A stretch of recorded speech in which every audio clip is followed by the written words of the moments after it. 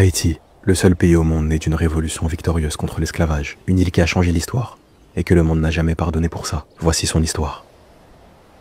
Tout commence bien avant les chênes. L'île s'appelle Quisquia, l'île aux montagnes, l'île resplendissante. Les Taïnos y vivaient libres, entre montagnes, rivières et forêts. Ils cultivent, ils pêchent, ils adorent le soleil. Mais en 1492, un nom brise ce monde. Christophe Colomb. Avec lui débarquent les croix, les maladies et l'exploitation. En moins de 30 ans, le peuple taïno est presque effacé de la carte. Au XVIIe siècle, la France s'installe sur la partie ouest de l'île. Elle a bâti Saint-Domingue, et là commence la mécanique coloniale. Sucre, café, indigo, exportés vers l'Europe. Et pour faire tourner cette richesse, des centaines de milliers d'Africains déportés, brisés, utilisés. En 1789, la révolution éclate en France. Liberté, égalité, fraternité. Mais à Saint-Domingue, ces mots ne traversent pas l'océan. Alors les esclaves se soulèvent eux-mêmes. Le 22 août 1791, sous la houlette de Deutsche Boukman, une cérémonie vaudou annonce l'insurrection. Les plantations s'embrasent, les anciens captifs prennent les armes. C'est le début d'une guerre qui durera plus de 10 ans. À leur tête, Toussaint Louverture, ancien esclave devenu stratège. Il vainc les Espagnols, les Anglais, les troupes envoyées par Napoléon. Il organise la colonie, abolit l'esclavage, rédige une constitution. Mais en 1802, Napoléon l'arrête, le fait déporter en France, où il meurt en prison. Son dernier message est celui-ci. En me renversant, vous avez abattu un tronc. Mais les racines sont profondes. Les racines, c'est Jean-Jacques Dessalines. Il reprend le flambeau, mène les dernières batailles. Et le 1er janvier 1804, il proclame l'indépendance d'Haïti. Une première mondiale.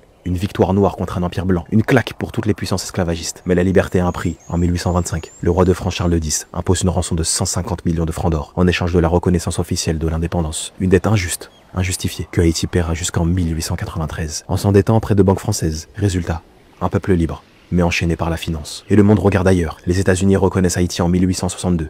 Seulement après l'abolition de l'esclavage chez eux. Entre-temps, le pays vit une instabilité constante. En un siècle, plus de 30 présidents renversés. En 1915, après l'assassinat du président Sam, les marines américaines débarquent. Ils resteront jusqu'en 1935. Haïti devient un protectorat non officiel.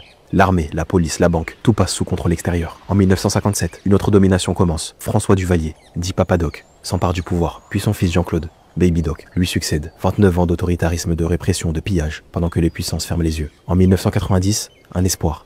Jean-Bertrand Aristide est élu, ancien prêtre des bidonvilles, élu avec 67% des voix. Mais il est renversé quelques mois plus tard, puis réinstallé, puis renversé à nouveau en 2004. La démocratie haïtienne devient une pièce qu'on joue, sans jamais finir l'acte. Puis 2010, le séisme. Plus de 300 000 morts, des milliards d'aides promis, mais très peu arrivent jusqu'au peuple. Les ONG pullulent, les bâtiments s'effondrent, et Port-au-Prince ne se relève jamais vraiment. En 2021, le président Jovenel Moïse est assassiné. Depuis, aucun président n'est élu. Un pouvoir provisoire gère le pays, mais dans les rues, ce sont les gangs qui font la loi. Port-au-Prince est fragmenté, encerclé, pris en otage. Les écoles ferment, l'aide humanitaire est bloquée, la nourriture ne passe plus, et l'ONU parle d'un climat de terreur. Et pourtant, Haïti ne cède pas, car au milieu du chaos, il y a encore de la musique, des poètes, des croyants, des mères, des enfants. Un peuple qui vit, qui lutte, qui espère. Haïti n'est pas pauvre par nature. Elle a été volée. Haïti n'est pas instable par hasard. Elle a été sabotée. Haïti n'est pas violente. Elle a été enfermée dans une cage et on a jeté la clé. Mais dans l'histoire du monde, aucun peuple n'a dit non aussi fort que Haïti. Et rien que pour ça, Haïti mérite que l'on l'écoute. Pas par pitié, mais avec respect. Je suis